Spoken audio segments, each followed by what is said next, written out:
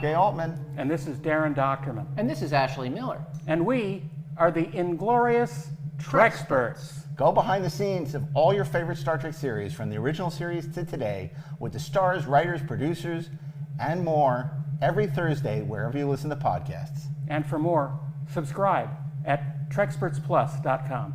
It's the logical thing to do. Keep on trekking. Ingloriously, of course. Hey, this is Mark A. Altman. This is Darren Doctorman, and we are the Inglorious TREKSPERTS. I thought it was a classic femme fatale. So much fun. I like that Shakespearean lace in your acting. I said, Gene, what do you want from this character? I want you to take the character and make it your own. I had a good time on the film. On day one, the movie was already $15 million over budget. We started this movie without an ending. That's like painting yourself into a corner. I don't think we've ever had a Star Trek captain on our show. Being, as you said, number one on the call sheet, it is a producer's position if you're going to take it seriously. I was so glad they didn't cast me as Lorca.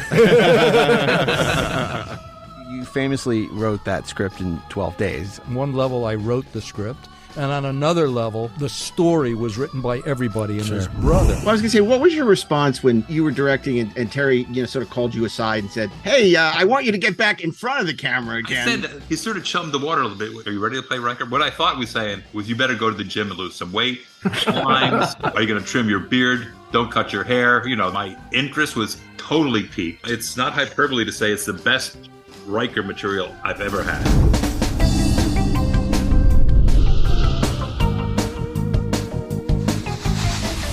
New episodes available every Thursday, wherever you listen to podcasts. Or subscribe today at TREKSPERTSPlus.com. But keep on trekking, ingloriously, of course.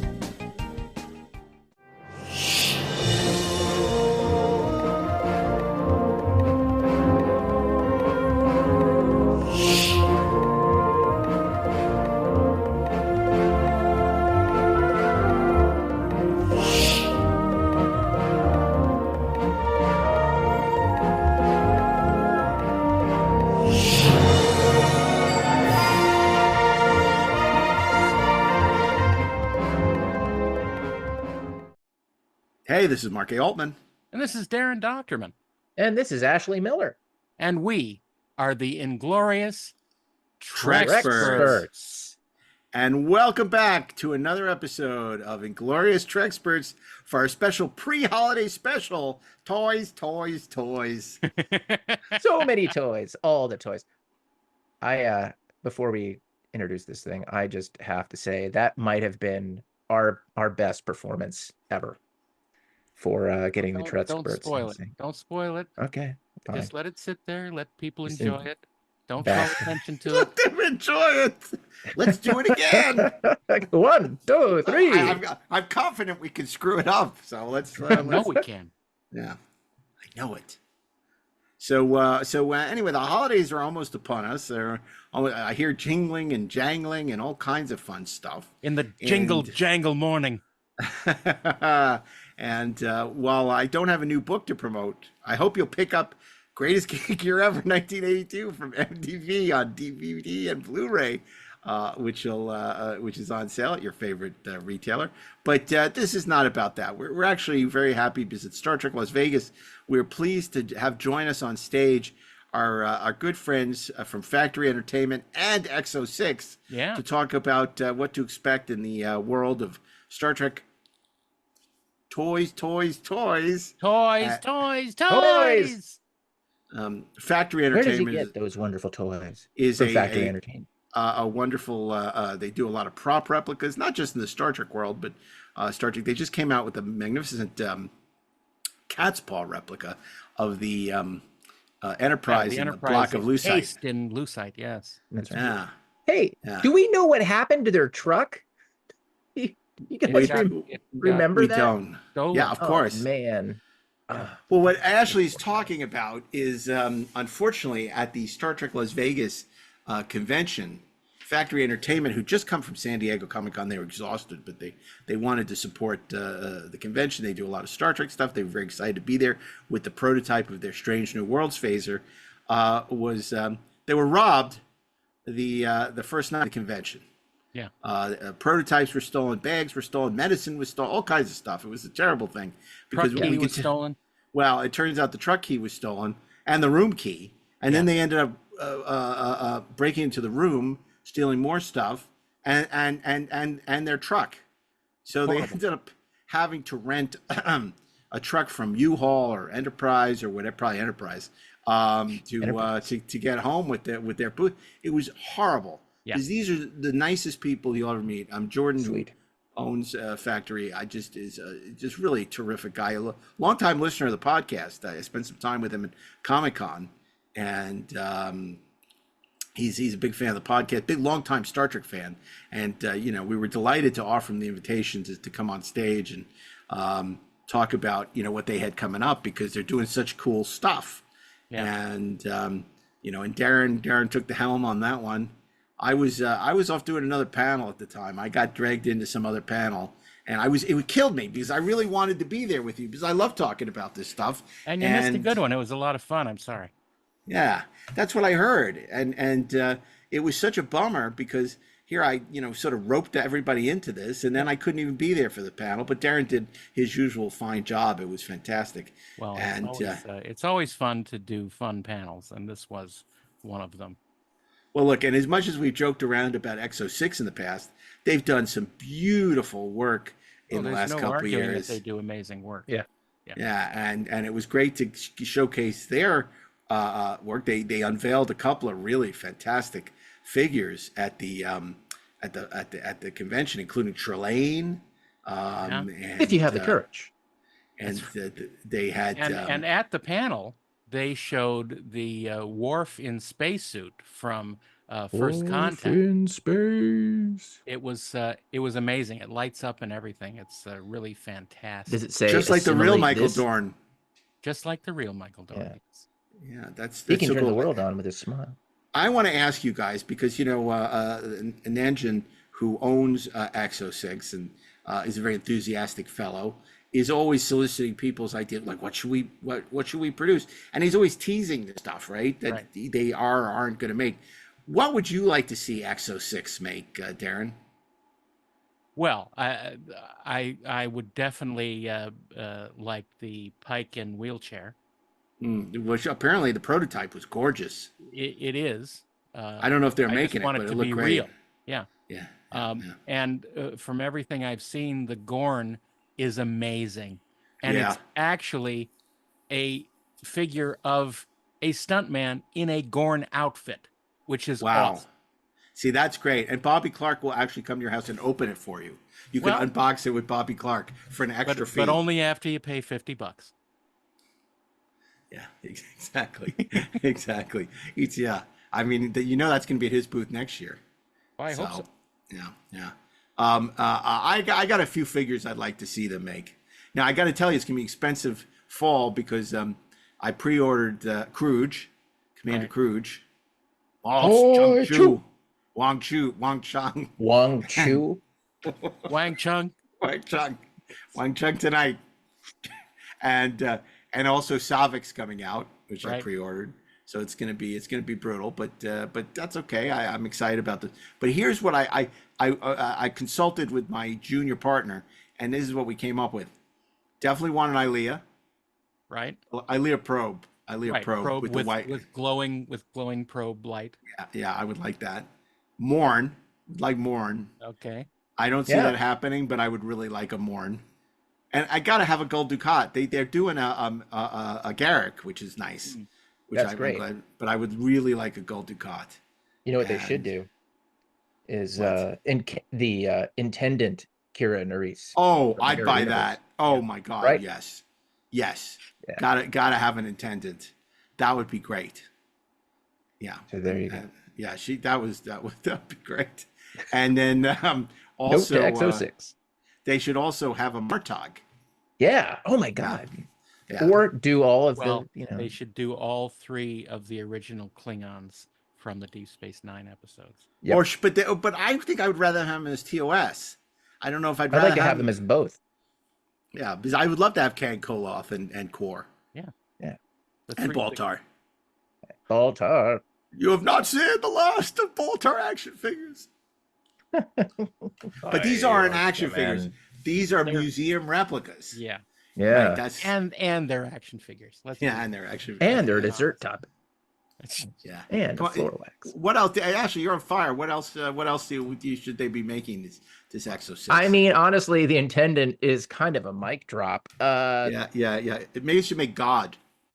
Yeah, that would be great. Actually, you know what? Well, we do need a Cybok wouldn't be- Cybok. Yeah, We do need a Cybok. And We need a Caitlin Cybok. Dar. Yeah, I we don't need know a if we need a Cybok. Caitlin Dar, but we do need a Cybok. We need a Cybok, definitely. Well, That's we a have our really own good Caitlin point. Dar, and she's the real one. So. Yeah. A perfect museum replica, need a preserved in perfect detail. Oh my God. Yeah. You know, but Ashley, you're the one of us who doesn't buy these things, so I don't know if your opinion should count as much as It us. doesn't, but you know, or maybe it should count more because No. it's what would actually cause me to buy it. Because I mean- Rob Burnett's opinion doesn't count, because he would buy them all. Doesn't Right. matter That's what it is. He'll buy whatever it is. When are they making the Survivors? I'll buy that, right? Yeah. And Honestly, I would have bought the Cisco. I just was lacking in funds at the time that the Cisco came out. Well, I think they ought to make one Husnock. one who's not. Make it the last. No, Husnock. there can be no Husnock You know anywhere. what they should make for you? Minuet. Should have Minuet. Oh, yeah. Yeah. You can add her to your holodeck playset. Riker with a trombone. Oh, my. Trombone Riker. Let's think of some more obscure characters that they could do. Dr. Leah Brahms. Oh, yeah. The question is, would anybody buy a Leah Brahms? Geordie LaForge would. Jordy would, yeah. LeVar. He's got a full collection of them. I could think of somebody else who'd buy it. I can Give too. me We're action not gonna figure. say. No, we're not. What else? I mean, yeah. Oh, Ashley, I'm very disappointed in you not saying this. This should have been your first go-to before the intended even. Cisco. No, they already made one. Wayoon. Yeah, Wayoon for sure. You got to make a Wayoon. But how much would it weigh on? And a Gemma Dar. But, yeah, the first Metaclon. You know, it's like that's what you need. Yeah. Yeah. The problem is that the Deep Space Nine stuff doesn't sell as well. Well, screw them anyway. You know, I mean, They I should hope make it's it. selling better than Voyager. I hope. Yeah. But, you know, and you know, they sold out of that motion picture stuff in like 12 seconds. Yeah. Because I don't know why they're not doing more TOS stuff, but I mean, I like the fact that they're doing Arix and MRES, but they're not doing them like they're doing them animated like full figures. Yeah. Yeah, they're doing them as like their cartoon series, and I want them as actual characters. I want them real. Well, at least Arix. Yeah, exactly. I want them real. So Arix was a little bit of a disappointment, but you know, it's just, I want to be a full-size figure, Captain. Yeah, it's like they shouldn't be done as animation. It should just be done as like what they were are, real. real They are real in my world. They're real. They're real, and I know. Yeah. Oh knew my it. God! There's this really funny video on YouTube where it combines, Stephen McCaddy doing "It's a fake" with Avery just going, "It's real," and he just go cut back and forth? for 10 minutes between "It's a fake," "It's real." Oh my I know. I get a Brock Peters as Cisco's dad action figure as long as he's like dressed up to cook. Ooh, that's good. Hmm. That's good. Well, we need a Brock Peters and a James Earl Jones set. That's right. Well, you know who I I'll wouldn't let mind? you figure out what that means. Yeah, it's a Darth Vader. They both set. played Yeah. Darth Vader. They both play Darth Vader. Yeah, exactly. We know. What are you talking to? I'm talking to Ashley. Oh, okay. He didn't know. He didn't know. He didn't know. He didn't know. He didn't know. That's what they should do. What's his name? Oh, Van Alien Zandt. Boy. Billy Van Alien Zandt. Boy. Billy Van Zandt is the alien boy from Motion Picture. That's funny. Oh my, that would be great. You know, that's Stevie Van Zandt's brother. Yes. Is it? I didn't was about to know ask. that till How many I Van make a joke Zandts are about it. there? I couldn't decide yet. He should have been on The Sopranos. All of a sudden, Alien Boy shows up. With the big head. We're gonna whack him. Hey, what are you looking at, big head? Yeah, because the Soprano mob goes to rob a sci-fi convention where Yeah. Billy Van Zandt is appearing with God. David Gautreaux Right. in an alternate universe, in the For All Mankind universe. Wow. Yeah. Okay. So how do we get off? This is a toy. I don't know. We're talking about pre-holiday special. So Factory Entertainment, they're doing some really great collectibles. Not only that, they've been very kind in giving us a bunch of some of their product we've used as prizes in our quiz show. Yeah. And people are always so delighted. They have a bunch of Star Trek bottle openers and these great Star Trek 2 movie poster replicas. But and all we kinds didn't of get stuff. any of these because we are a river to our fans. We're a river. We're a river? That's Yes. right. It's a quote from Flowing like a river to the sea. To the sea. We are a river. You know, the big thing they're making now is Geordie's visor. Yes, I saw that. It's Which A also man of functions unique as vision. as a hair braid. Yeah. a beret. Yes. Yeah. A beret. Yeah. And they're doing the flux capacitor from which is really cool. Yeah, they did that a while ago. It's Yeah. it's good. They already sold out of their medical tricorder from I know, Next Gen. at $700 a pop. Do they Yeah. sell Klingon aphrodisiacs? No, we don't. No. We don't need that. Klingon aphrodisiacs? And I love that they did the replica of Khan's necklace, which Yeah. was a hot. Because that was Doesn't was it come Laura? with the chest though. I was gonna say, like, they do a replica of that. That would be It's funny. real chest. And of course, we gave out their Klingon fandages at our Inglorious TREKSPERTS panel in San Diego. Oh my was good God, that because- panel where the table went crashing. Prayer, Mr. Savick. The Klingons don't use bandages. Yeah, they also did a really nice phaser rifle replica, as well as a batlet replica. So, they're doing some really nice stuff. And again, if you're not, a fan of some other great franchises, it's not just Star Trek. They have Odd Job's hat from Goldfinger, the Sword of Athena from Wonder Woman, and Wonder Woman's tiara. So, I mean, they're not messing around, these guys at Factory Entertainment, are they? Or you They're could not. argue that they are in fact messing around. That's right. But they've monetized messing around. Yeah. I mean, I do love, my favorite is probably the Battlestar Galactica Viper bottle opener, however. Oh, my goodness. Because when you need a good bottle opener, it's always good to have a Viper around. Chug when ready. Yeah, exactly. And what tell us a little bit more of what we can expect from EXO-6, Darren. Well, you have to listen to the podcast. Yeah. Yeah. They're gonna tell us. Tell them, Jim. Yeah. And, it's funny because, people all have a lot of opinions about what they should put out, but, there's a lot that goes into making these figures. It's not that easy.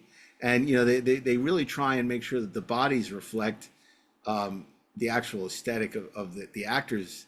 So it's not like, where It's in the not old like days. one size fits all. Yeah.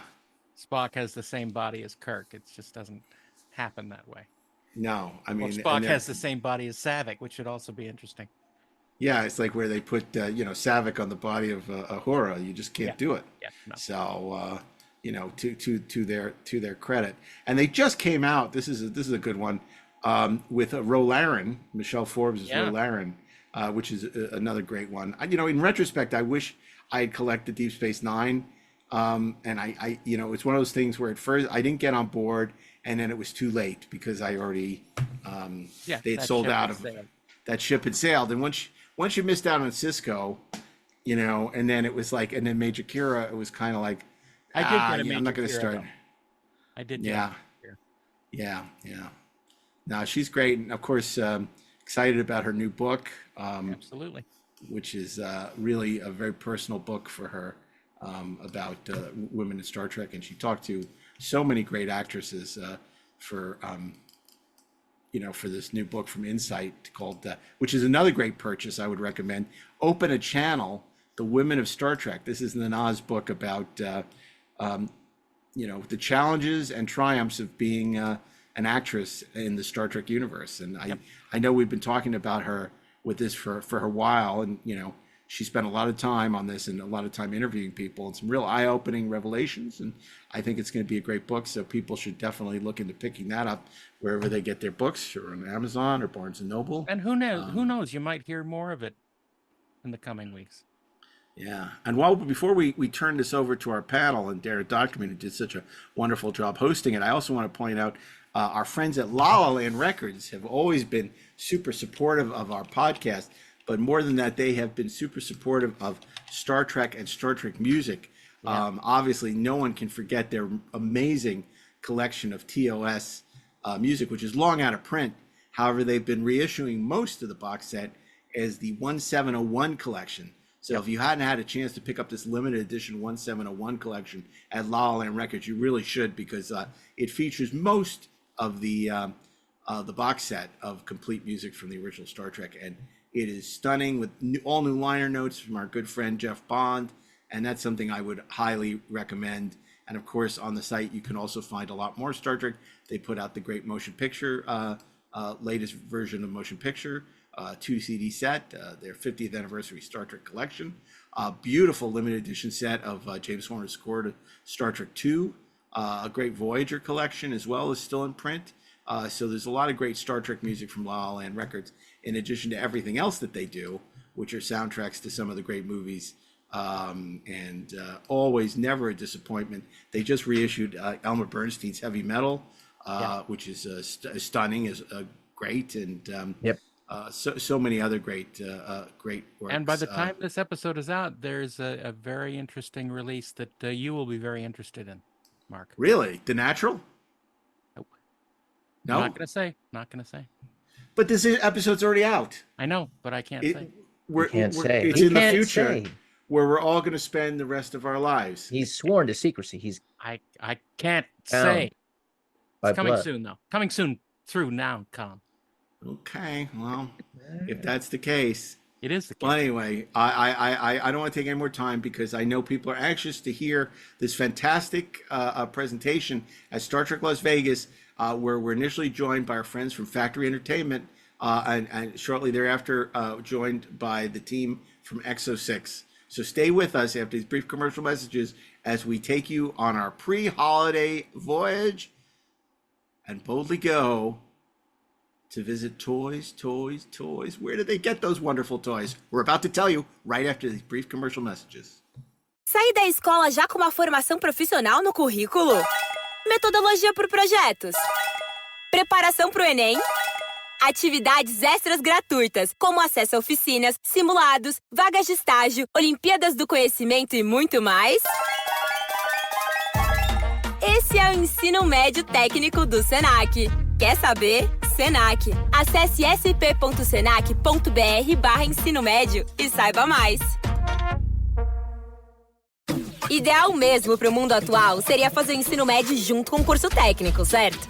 É no Senac que o aluno tem autonomia de verdade, formação cidadã, foco na diversidade, preparação para o Enem, material didático sem taxas e muito mais. Na real, tem tudo que você precisa para se sentir preparado para a vida. Seja para entrar no mundo do trabalho ou te ajudar a decidir o que fazer na faculdade. Quer saber? Senac. Vem comigo! Acesse sp.senac.br/ensino-médio-técnico.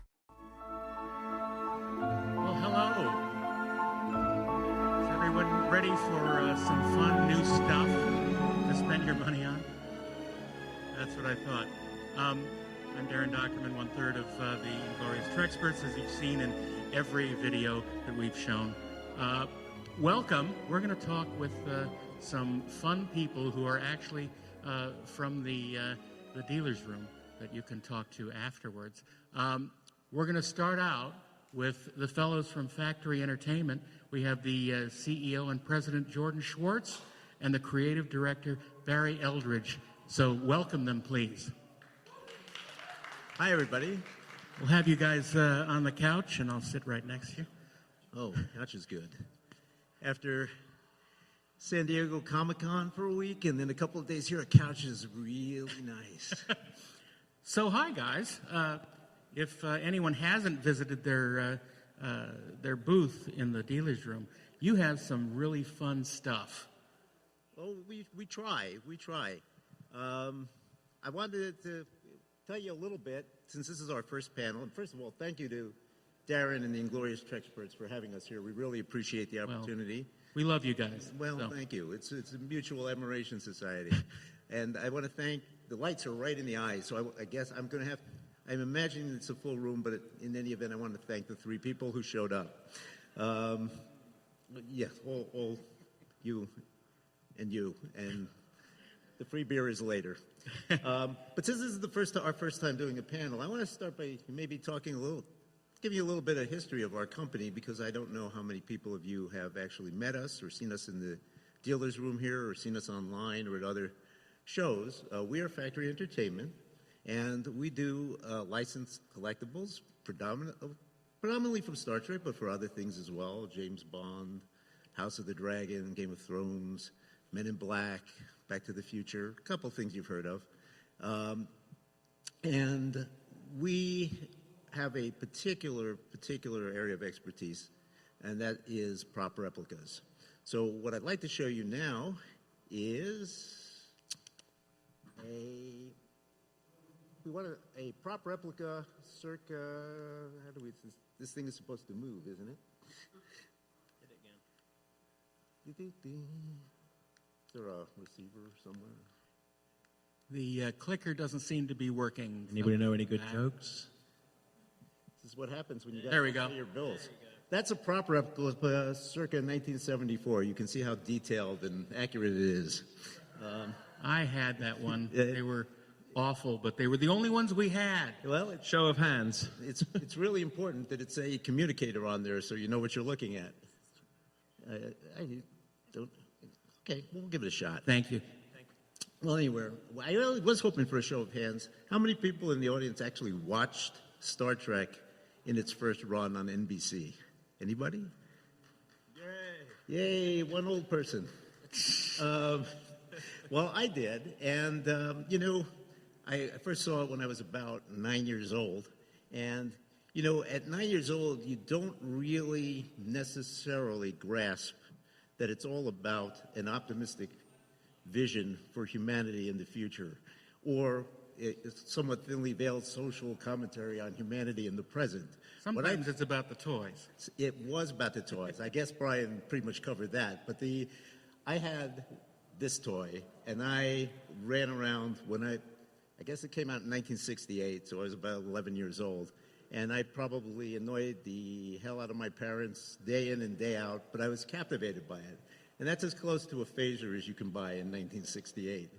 But in 1973, I went to the second ever Star Trek convention, and the dealer's room, strangely enough, in some ways looked a lot like it did here, nice big ballroom. Where most of the things for sale were photographs. But on one table, somebody had kind of carved a balsa wood phaser, and it was blue, and it was the right color, and it blew my mind. And I have been in love with props ever since. And of course, like everybody else, I was inspired by Star Trek to become an astronaut or an astrophysicist, but I was no good in math or science, so I took my inspiration from another one of my pop culture favorites, Daredevil comics and Marvel, and became a lawyer instead. Not a blind one, but because I thought that was cool, because he had a brownstone in New York City in a gym by himself, and I didn't realize maybe that was not exactly how all lawyers lived. So I, fast forward 30 years, and I was introduced to somebody who was actually a prop bootlegger around the start of the second Star Wars trilogy.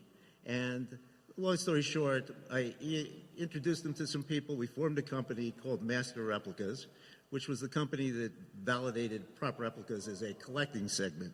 And that company predominantly was owned by the need to get out Star Wars replicas. It invented the FX lightsaber. It did many other things. But we did take a Star Trek license, and we did get out a few things. And it was the first time ever that you actually had accurate replicas of props from Star Trek. So we did that. We're just showing a couple of the things. They did about 7 pieces, including the landing party set and a very, very beautiful original series Enterprise. And that was my kind of entry into the prop replica business. And eventually, unfortunately, we had a CEO who ran that thing into the ground, and I said I'd never get involved in the collectibles business again. I have all these, by the way. They are good. They are good, but there weren't enough of them. And so several years later, I found I still had the bug, and when I retired from the practice of law, I decided I was going to start my own company, and that became Factory Entertainment, which takes us to today. It took us about 6-7 years to get a Star Trek license because we had to prove our bona fides to Paramount by working with other franchises and developing a wide range of products. And in the interim, a couple of other companies had Star Trek licenses, and I think between them put out about 2 or 3 items. We're aiming to fix that. So I want to show you a couple of things we've done so far, and then I want to encourage you to come to our booth and see the things we're doing now and in the near future. Our first thing was the Resican flute, a beautiful piece that sold out very, very quickly. We were encouraged by Paramount at the time to stay away from phasers, tricorders, and communicators because they said that's, I guess, the things that would actually sell. But and they wanted us to do things that were maybe a little bit more obscure. But again, we wanted to prove our merits and our commitment to Paramount, so we did do that. It really we were surprised. I guess not surprised. It's probably the most popular TNG episode, and we did well with it. We moved on to that to a medical set, which again is sold out. So one of the lessons collectors is please don't hesitate if you like something, look into it, because people seem to, in the prop replica business, take the view that they can always pick it up later, and then later comes, and the only way you can get it is in the secondary market for a lot more money. And I hate to see that. I mean, we want to service the fans because we're fans ourselves. We've done the Cricket Phaser from Next Generation in metal with electronics, lights, and sounds. It's a really nice piece. So if you have the Playmates one at home and want to upgrade, we still have a few of those. We moved on to the Dustbuster as part of the desire to kind of eventually get all the way through them. We did a few. This is another one that falls into the category not phasers or tricorders, right, but something a little bit different. We did it. But it is a prop. It's a prop because Captain Picard holds it. Absolutely. Oh, it is a prop by definition. Yeah. And Alice Krieg was very nice. She signed these things for us, and it's a really lovely piece. We have one at the booth if you'd like to come by and see it. It's great for a photo op. And, if you don't know what that is, you probably are in the wrong panel. The Khan necklace, which is really cool, and it was really fun when we went to the Paramount Archive. They didn't have the original, but they did have Khan's vest. Right. And I don't understand how Ricardo Montalban fit into that thing because it was about this wide. But chest not included. Properly burned in all the right places. Yeah. It was from the end of the film. We just released this. It's a medical tricorder, and it is probably the fastest selling product we've ever put out. People love the thing. I think there's a lot of pent-up demand for it. Again, we have one at the booth that is out that you can take a look at and play with. So whether you're going to buy it or not, you just want to have fun with it. Like I said, we're fans. We make the stuff we'd want to own ourselves, and that's really key to the company. We also do very large studio-scale models. This is a new thing for us. These are not for everyone. They're very expensive, but we work with an ILM model maker, retired, who does these things by hand in the U.S., and they are effectively pieces of art, of Star Trek art that you can buy. And if you really want to own something which is a filming quality model, this is the place to come. So we've done the Enterprise G, or Titan if you're of that stripe, and we've done the refit and a number of other ships.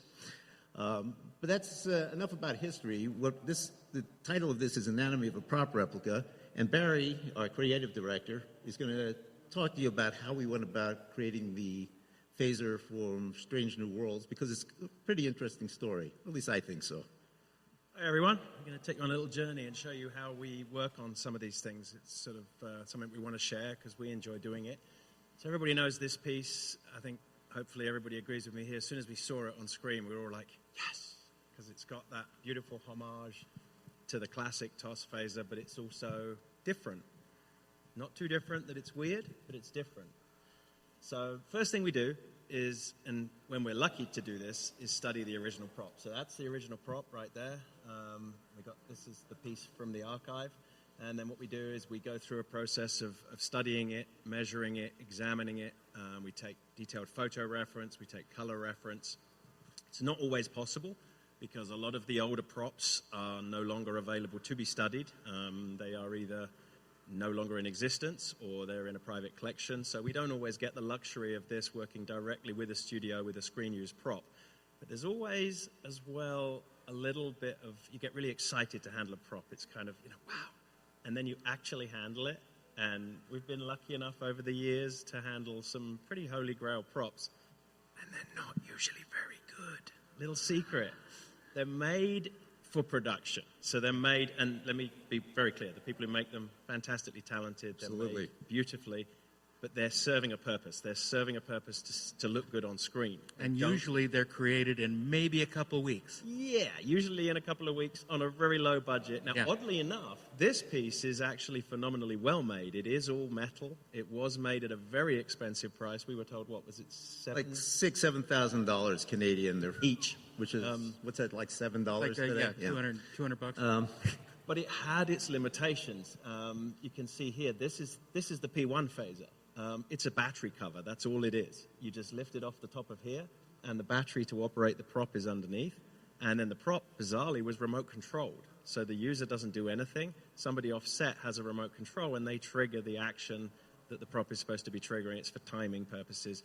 So we look at that immediately and think, oh boy, no one's going to want to own that. Well, because, and there's a reason for it. You have to remember, the original series has almost 60 years of pedigree and information about it, and it's been studied, and there have been many publications and blueprints and diagrams. Even the most recent series have that, but this is still in production. Yeah. And so the prop makers are out there making the props for the needs of the particular episodes. And at this point, nobody needed a Phaser 1.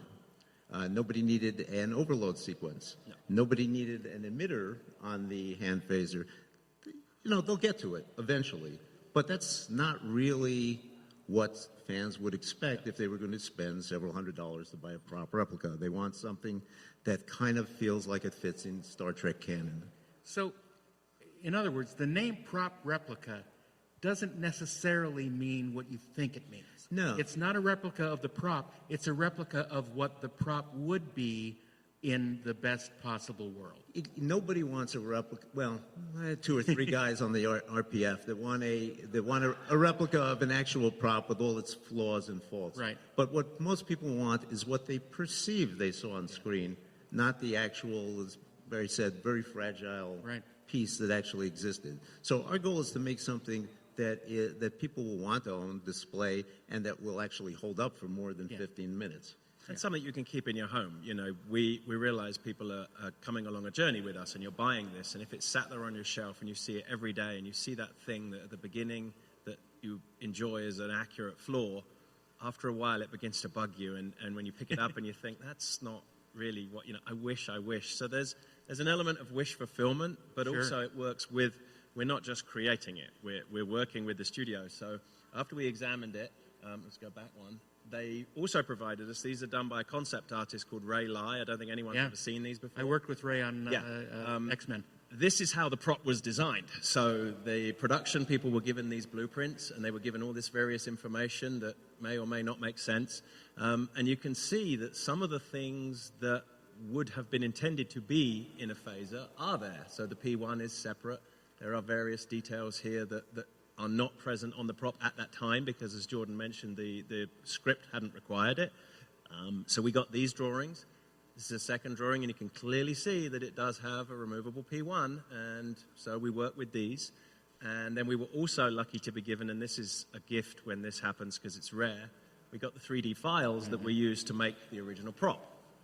So you get all of that, you work it together, you do some engineering, and you work it around, and you turn it into this, which is making it functional. It has to have batteries in it. The batteries have to work. They have to be workable to the average person. They have to follow safety rules. They have to work repeatedly. So there's a whole bunch of behind-the-scenes, very boring, and I won't bore you with it. And you have to make it so that it can be manufactured. Exactly. So you can see here there's manufacturing decisions that have been made so that we can make it out of the various materials. So once we have all this, then we move to a prototype stage, and that's it. So we have it now after several engineering prototypes. We usually go with a 3D printed plastic one, which doesn't have functions for the feel and the form. And we just had Mike Okuda on the booth, and he picked it up and he said, "Look at this beautiful compound curve here, isn't it great?" And it just fits in the hand. And it's just some really nice design touches. And I won't get too nerdy here, but it's just some beautiful elements there. So that's the end result. And then we move to a prop replica, which we then field test. We, essentially try and break it. Usually me more than you. Well, we always try to get 2 pre-production samples at least, so that we are actually located in different places. And we study them because one set of eyes can't catch all the little things that would bug a collector, and we make sure that we, go through these things and field test them. And there are design decisions. Sometimes we look at something, we say, well, maybe it would be better with a USB rechargeable battery rather than a compartment. For exactly. Than a compartment on this one. And we learn things from other companies. So we put. The Phaser 1 has the battery in it that controls the entire unit, and it's not only rechargeable, it's replaceable. So with a lot of rechargeable devices, one of the frustrations people have is that when the battery dies, there's no way to get inside it and remove it. So if this one ever dies, you can go to Amazon and buy a replaceable lithium battery and make it functional again. Externally, when you look at the assembled Phaser, you can't see the charging port, but the charging port's on the back of the P1 there, so it looks in universe enough. And we've added features. As Jordan mentioned, both the P1 and the main Phaser have 3 features. You have stun, you have kill, and then you have overload. And this was a fun one. Obviously, everybody knows that Phasers overload, and they hadn't yet required it. So we mentioned it to production, and they said, hold my beer. And they produced an overload sequence for us with unique audio that is now, quite excitingly, canon.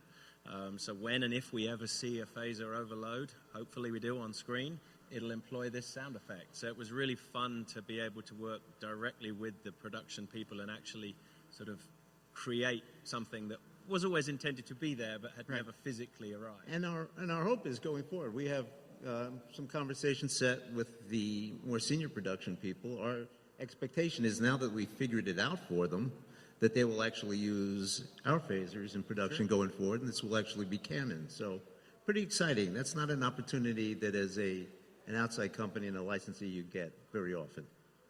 Well, I think we have about a minute and a half. Quickly then, real quick sneak preview. So we're about to do that process all over again with this beautiful prop. Oh, that's cool. It's well into pre-production. You'll see exactly the same thing, and hopefully you'll see other Strange New Worlds items after that. So we thank you for your support, coming on this journey with us, and please come by the booth and see what little we have left that didn't get stolen last night. Yeah, please visit them in the dealer's room. They have very neat stuff, and as always, they have a lot of quality workmanship going into everything. Thank you. And so, yes, thank you very much for coming, and thank you, Darren. Thank you. If you'd like to stay on stage, that's fine. We're going to bring out Dave Steves from EXO-6, and he's going to tell us some wonderful new developments in this amazing company that makes some lovely 1/6 scale figures and more. Come on out, Dave. Welcome.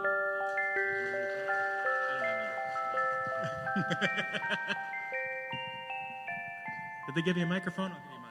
Okay. Yeah, we were rushing to get ready for this show, so we don't have any pictures of the prototypes. And the lights over there in the exhibit hall aren't the greatest, so I didn't want to give you something inferior. So go over to the exhibit hall, see all our brand new prototypes, and see for yourself what we've been doing. Okay? EXO-6, if none of you have heard of us, or if some of you haven't heard of us, was created by Nanjin Tam. We used to work for the collectible company QMX, and once they stopped doing 1/6 figures, which is our specialty, we went out, got the license ourselves, and started producing back in 2020. So EXO-6 has been around since then, and we started very slowly, and we've released about 31 figures so far. Our 1/6 scale figures are museum collectible articulated figures with fully fabric costumes, multiple hands, accessories that you can pose them in different scenes from the shows. Our philosophy is that the best thing about Star Trek are the characters. You know, the ships are great, but the characters are what really make the show. So we wanted to do justice to the actors and the characters from Star Trek. So we've started out with the First Contact, Data and Picard, and we've moved on to there. We've just shipped Neelix and Voyager, which completed the Voyager crew for us, essentially, except for Kes, I know. But we also are working on DS9, and you can go over to the booth and see our original series figures that will be starting to ship and solicit in 2025. We've been releasing or showing a new figure every day, and we just showed Trelane from the original series is the newest figure on display. I've got one in here in the box. It's going to go on display tomorrow, and I'm going to try and do a little preview for you here before we leave. Do you have any questions about EXO-6? Just, you know, you guys have a production rate that is amazingly fast. You've popped out so many character figures that it makes my head spin. And I think one of the things that I find actually difficult is because you're putting these things out faster than I can afford them. And you know, I'm certainly open to getting free evaluation versions. But the great thing is I want all of them, and I can only have some of them. But the ones that I have are amazing. Well, Nanjin Tam, who runs the company, says, buy what you absolutely have to have. So if your favorite is TOS, wait for them. I absolutely have to have all of them. Well, we're making it more difficult now because we have diorama display pieces. Yeah. Back in QMX, we made the captain's chair from the original series. But if you come to our booth, you'll see the consoles from the next generation, both Ops and Con, and the captain's chair. And we're also showing the console from the original series. We're going to do our own version of the captain's chair as well. So it's going to get a lot more expensive. Sorry. But, you know, the quality is always excellent.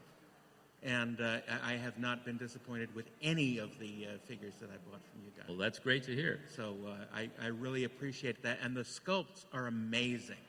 I think that's one of the things, the head sculpts are so good that it's actually frightening. It's as if you've done some sort of voodoo thing to shrink these actors' heads. And I showed the early version of Nana's Kira figure to her, and she said, "Oh my God, that's frightening," and but she really enjoyed it. And so I'm just wondering, what is the reaction you get from the people that you are doing these dolls of? It's been very, very great. I mean, without us even soliciting her, Catherine Mulgrew tweeted, can you still say that? Sure. About her figure, and was very supportive of it. She did it a couple of times. Armin Shimmerman has.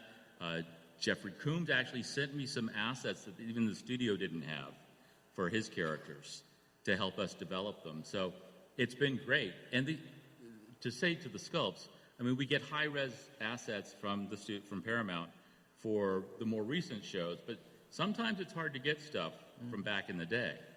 So yeah, I mean, these guys can attest to that. So it's just a matter of studying as many screen caps and publicity photos as you can possibly do, and work with your sculptors, because we have many, many sculptors all around the world that work on these portraits. And they may go through an iteration 10 times. Right. I mean, we're showing Beverly Crusher at the show for the first time, but Beverly has been in development for about 4 years, and her hair about 6 years. Right. So it's been very tough to get it just right, but we won't release it, we won't show it until it is right. Right. It's truly amazing. You have some amazing artisans doing this work, and Nanjin is really good about sort of being able to select things that meet his requirements. And that's a tricky business to be in. Yeah, he's all about surprises. Yeah. I mean, the original series, did anyone think you'd see Romulan Kirk or Trelane? No. Or even the Gorn, really. I mean, Yeah. that was a little difficult to do. Everyone's tried a Gorn figure, Yeah. and no one has done it right. The one in the cabinet over there is so freaking good. Well, thanks. It's a guy in a rubber suit, essentially, you know, but that's hard to do in 1/6 scale. Absolutely. You know? We have about 3 minutes. Okay, well, let me show you what we're going to be putting in the display cabinet. This is original for us because it's the first time, aside from Locutus, which had a light-up eye, this is the first time we've done extensive lights in a figure. Ooh. So, let me, I'll show you here now. Ooh, look at that. This is going to be Warp from First Contact. And anytime it lights up in the movie, it's going to light up on the figure. Oh, that's cool. It's going to be controlled by a magnet. Right now, the magnet in the prototype is in the phaser rifle. But then we realized, well, you don't want to really unpose him every time you want to turn him on. So we're going to do something different for the magnet. But let me see if I can set him. Hold your microphone. He's tiny, but he's not a merry man. Wow, that's amazing.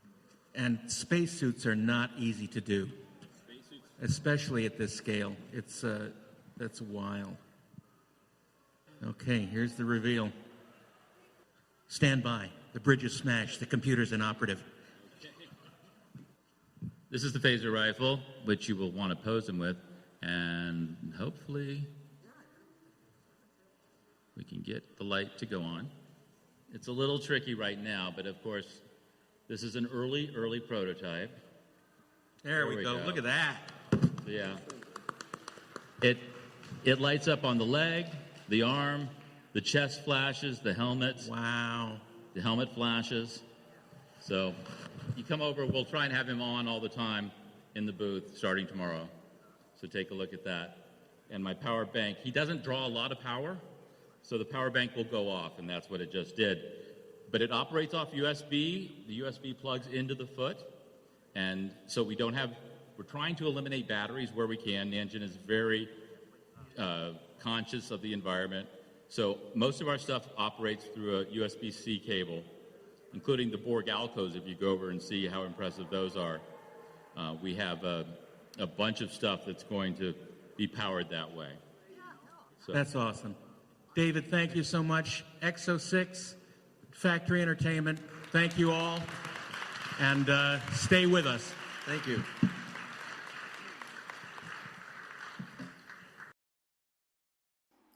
Fantastic. Well, there you have it. It was toys. It's going to ruin my bank account. I know this is going to be a difficult holiday season with all this great Star Trek goodness that's about to that's either just come out or will be soon dropping on us. So you save up your shekels for Hanukkah, for Christmas, for Kwanzaa, for Festivus, because it's all going to be a very expensive holiday season. But we're so glad you were able to join us. For those of you who got to see it in person, you know how special it was. And if not, we're glad we were able to share it with you here on the podcast. And thank you, Darren, for another fantastic job moderating. And and hopefully you'll get to do it again soon. And we wish you all a very happy pre-holiday season. Happy pre-holiday. Yeah, there you go. And we want to remind you, Inglorious TREKSPERTS is a production of the TREKSPERTS Podcast Network. Mark A. Altman, Darren Docterman, and Ashley Miller are the executive producers. Mark Rivera is our audio sound mixer. Our producers are Brian Mix and Peter Holmstrom. John Carney is our social media manager. Inglorious TREKSPERTS is copyright 2024 by TREKSPERTS Plus, and we're available wherever you listen to podcasts and on video via Spotify and YouTube. You can review Inglorious TREKSPERTS wherever you listen and share your thoughts with us on your favorite social media platform or via email at trekspertsplus.com or on the Inglorious TREKSPERTS Discord channel. Other TREKSPERTS Network podcasts include the TREKSPERTS Briefing Room, the 4:30 Movie, and Cartoon Bar Room. So join us next week as we return with an all-new episode of Inglorious TREKSPERTS. On behalf of Ashley Edward Miller, Darren Doctorman, and myself, Mark A. Altman, keep on trekking. Ingloriously, of course. Shh.